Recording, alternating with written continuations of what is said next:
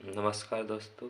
मैं यहाँ पर परसेंटेज के क्वेश्चन जो कि बेसिकली यूपीएससी सीएससी 2014 और 1995 में शायद पूछा गया था ये क्वेश्चन। मैं इसका बेसिकली इसको सॉल्व करने जा रहा हूँ, वो भी एक बेसिक्स एक न्यू तरीके से, विथआउट कोई भी फार्मूला यूज करे, एक बेसिक कॉन्सेप्ट से। ठीक, ओके। तो आप इसको देखते रहिए, मैं शुरू करता हूँ। सबसे पहले मैं सवाल पढ़ लेता हूँ कि सवाल क्वेश्चन क्या दे रखा है।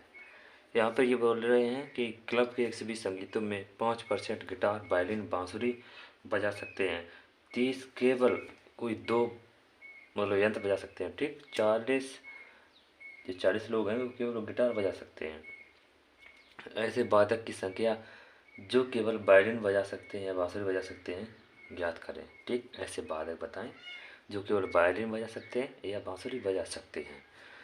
अब मुझे सॉल्व करना है। सबसे पहले सॉल्व करने से पहले मैं कुछ पॉसिबिलिटीज में फैक्ट निकाल देता हूँ, क्या क्या पॉसिबल हो सकता है इसमें। ओके, जैसे कि मैं यहाँ पे बताऊँ आपको, जैसे कि 120 संगीतज्ञ हैं। ओके, इसमें से शुरुआत करें तो कोई ऐसे हो सकते हैं, कोई तो तीनों ही बजा सकते हैं, तीनों, यानी कि वायलिन, गिटार, वायलिन, वायलिन और बांसुरी। ओके, तीनों बजा सकते हैं। और इसमें तो एक ही हो गया। बी क्या क्या पॉसिबल हो सकता है, या तो कोई कोई दो, कोई केवल दो दो बजाते हैं,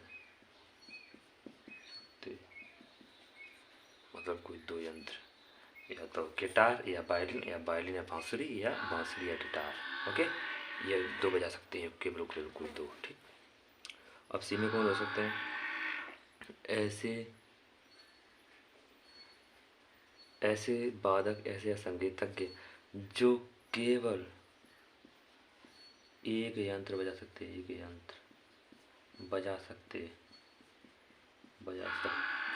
ठीक, यानी कि इसमें से एक कोई हो सकता है, गिटार हो सकता है, या वायलिन या बांसुरी हो सकता है। ठीक, ओके। अब यहाँ से मैं देखूँ, केवल इसमें बताया गया कि केवल एक यंत्र बजा सकते हैं ऐसे लोग, मतलब उनको जो केवल एक यंत्र बजा सकते हैं। जैसे कि यहाँ पर कुछ फैक्ट निकल रहा है। जैसे कि मैंने कहा, यहाँ पर गिटार बजा सकते हैं, फॉर एग्जांपल गिटार 40%, 40 लोग बजा सकते हैं।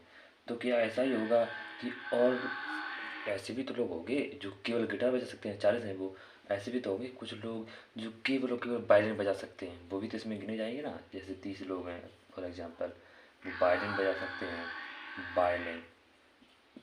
ओके, और कुछ ऐसे भी लोग होंगे जो केवल और केवल बांसुरी बजा सकते हैं, वो 20 या कुछ भी मान लो बांसुरी बजा सकते हैं, बांसुरी। ठीक, ओके, ऐसे भी तो लोग होंगे। मतलब मैंने ये तो नहीं कहा है यहाँ पर कि केवल एक यंत्र बजा सकते हैं, यानी कि केवल वो लोग जो गिटार ही बजा सकते हैं और वायलिन बांसुरी बजा नहीं सकते, यानी कि ऐसे लोग भी होंगे जो केवल और केवल, बता रहा हूँ मैं, मतलब कि गिटार में केवल और केवल गिटार बजा सकते हैं, वायलिन में केवल और केवल वायलिन बजा सकते हैं, ऐसे बांसुरी में। ठीक, ओके, ये तीन हो चुके हैं। अब यहाँ पर मतलब कि मैं सवाल को सॉल्व करता हूँ। सॉल्व 120 संगीतज्ञ हैं, यानी कि इसका 5% का 5% बराबर 6 आ जाएगा। ओके, अब यहाँ पर 120, मुझे इसमें माइनस कर देना है 6, यानी कि 114 आ जाएगा, 114 आ गया। अब यहाँ पर मैंने एक बात देखी, आप इसमें ये बोल रहे हैं ऐसे वादक की संख्या जो केवल वायलिन बजा सकते हैं या बांसुरी बजा सकते हैं, ज्ञात करें। अब मैंने यहाँ पर 5% यानी 6 किनको माइनस कर दिया है, यहाँ पे माइनस कर दिया है मैंने, गिटार, वायलिन और बांसुरी, यानी कि जो भी लोग, भी संगीतज्ञ जो गिटार, वायलिन, बांसुरी बजा सकते थे, जो तीनों बजा सकते हैं, उनको मैंने माइनस कर दिया है। अब यहाँ पर ये 114 बचे हैं, ये भी कौन कौन से लोग हैं, या फिर मुझे ये डिस्कस करना है। अब मैं आपको बताता हूँ। ठीक, ओके, ये तो मेरा ख़त्म हो गया है यार, मैंने इसको ख़त्म कर दिया। ठीक, ओके, क्योंकि ये 6 इसमें माइनस कर दिया मैंने। अब यहाँ पर बचे हैं कोई केवल जो कोई केवल जो दो बजा सकते हैं, सॉरी यहाँ पे दो लिखना था मुझे, केवल जो दो बजा सकते हैं, यानी कि या तो कोई वायलिन गिटार बजा सकता है, या वायलिन बांसुरी, या बांसुरी गिटार। ठीक, ये ऐसे हो सकते हैं। अब एक तो ये लोग रह गए, ठीक, इसमें बाकी हैं, और कौन है, केवल एक यंत्र बजा सकते हैं ऐसे लोग। इसमें से गिटार वाले लोग, जो गिटार बजा सकने वाले वादक भी हो सकते हैं इसमें, वायलिन बजा सकने वाले वादक भी इसमें एक हो सकते हैं, यानी कि एक बजा सकते हैं ना, केवल केवल बांसुरी बजा सकने वाले वादक भी इसमें हो सकते हैं। तो उसमें अभी दो पॉसिबिलिटी के लोग रह गए हैं, ए और बी और सी के, ठीक, ओके। 114, मैं इसको प्रिमाइज करता हूँ, अब मैं इसको लेता हूँ बी को, ठीक। केवल जो कोई केवल दो बजा सकते हैं। अब ऐसे मतलब कि कितने लोग हैं इसमें, 30 लोग बताए गए हैं, ये नहीं बताया गया है कि कौन से यंत्र बजाते हैं। अब मुझे नहीं पता, तो मैं मान लेता हूँ कि गिटार या बैलिन बजा सकते हैं, वो लोग बजाते होंगे, या फिर बैलिन बांसुरी, को भी मुझे इससे लेना देना नहीं है। मुझे इसमें से 30 मैच कर देना है, 30, 114 में से 30, ओके।